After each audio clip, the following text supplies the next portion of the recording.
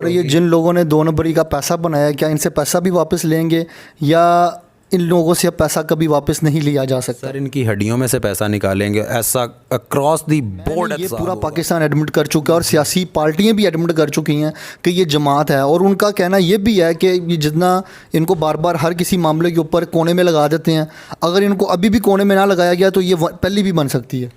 तो आप सर आप हमारे कायदे मोहतरम से मिलने जाएं, आप देखें आपको ज़मीन पे बैठे हुए मिलेंगे, आपको खजूरें पेश होंगी, आपको वहाँ पे कोई सज्जियाँ वो या कोई वहाँ पे चरगे या कोई वहाँ पे आपको अरबों लाखों रुपए सिक्योरिटीज़ पे और BMW के स्क्वाड्स और हेलीकॉप्टर्स और चार्टर्ड प्लेन्स नहीं नज़र आएंगे, जो कि दूसरी पार्टीज़ गवर्नमेंट में हों या ना हो उनके पास ये सब कुछ आ चुका, क्योंकि वो ठेकेदारों ने उनको देना होता है।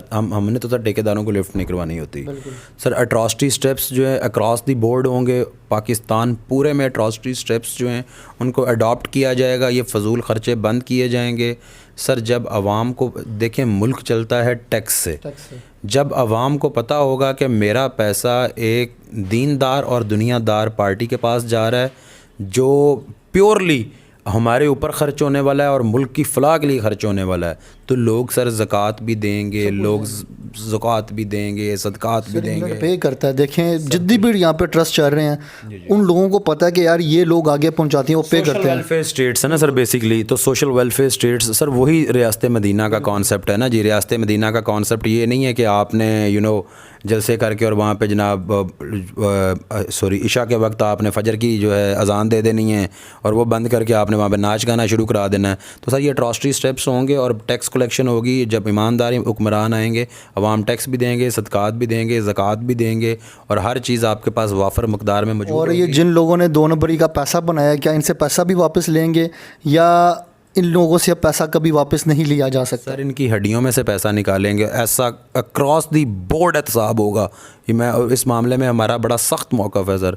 ये कैसे पैसा नहीं देंगे सर, ये देखा जाएगा कि ये जब सियासत में आए थे तब इनके पास क्या था।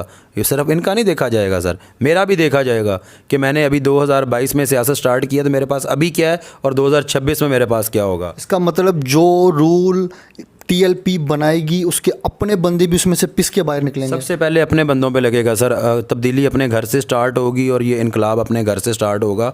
और ये हमारे देखें सर, यहाँ पे इस्लामी निज़ाम आना है तो हज़रत उमर फ़ारूक से जनाब उन्होंने पूछ लिया कि जनाब ये आपके पास नया कुर्ता कहाँ से आएगा, मैं तो नहीं पहन सका। तो ये सर हमारे कायदे मोहतरम पे भी ये रूल लागू होगा और हम ये अपने आप से स्टार्ट करेंगे, ठीक है। और ऐसा नहीं है कि जनाब आप बन गए हुक्मरान और आप अरबों खरबों और मेफेयर में जाके फ़्लैट्स ले लें।